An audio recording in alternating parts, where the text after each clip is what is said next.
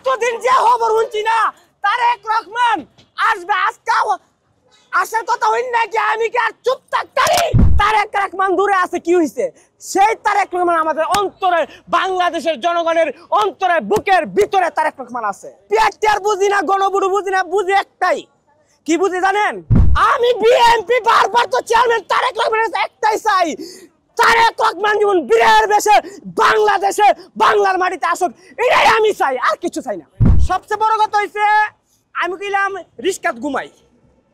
এই ঢাকা শহরে আমার দেখেন আপনারা, আমি রিস্কাত ঘুমাই, রিস্কাত খাই, পুলিডিং এ ভাত খাই, আর ইডি আমার সবচেয়ে ভালো। আর সবচেয়ে বড় কথা হইছে আজকে সে কিল্লিগা ই সাজাইছি। আজকে সবচেয়ে বড় খুশির খবর কি জানেন? আজকে আমার আনন্দ লাগতেছে আর খুশি লাগতেছে।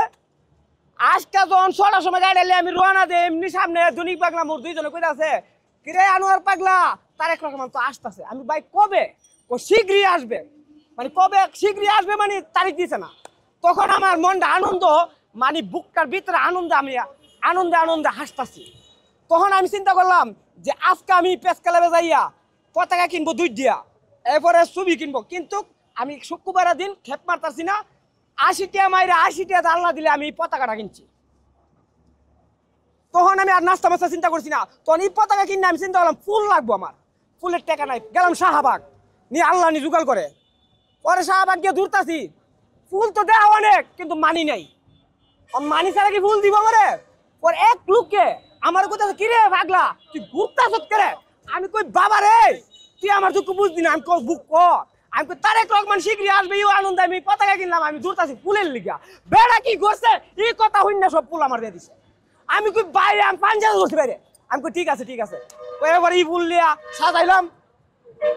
এতদিন যে খবর শুনছি না তারেক রহমান আসবে আজকে আসার কথা হইন নাকি আমি কি আর চুপ থাকতারি? আমি কি আর চুপ থাকতারি?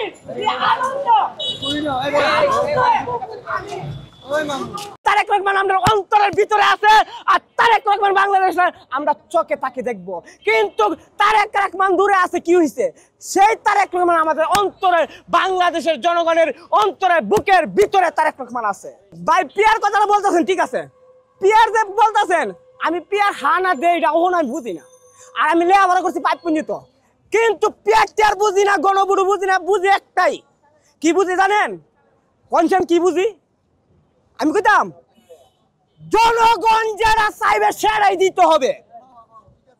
আমার কথা একটাই, জনগণ জানলে চাইবে এমনি দিতে দিব।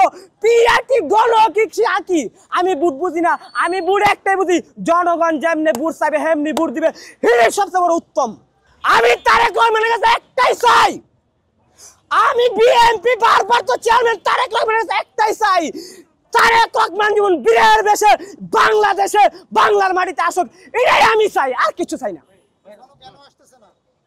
হ্যাঁ আর বায়কল কি বললাম যে সে আল্লাহ যদি ভালো লাগে সুস্থ লাগে একদিন না একদিন তারেক রহমান বীরের বেশে আসবে। আসতেছে না মানে যখন আল্লাহ তারে ফয়সালা দিবে আল্লাহ, তখনই তারেক রহমান আসবে।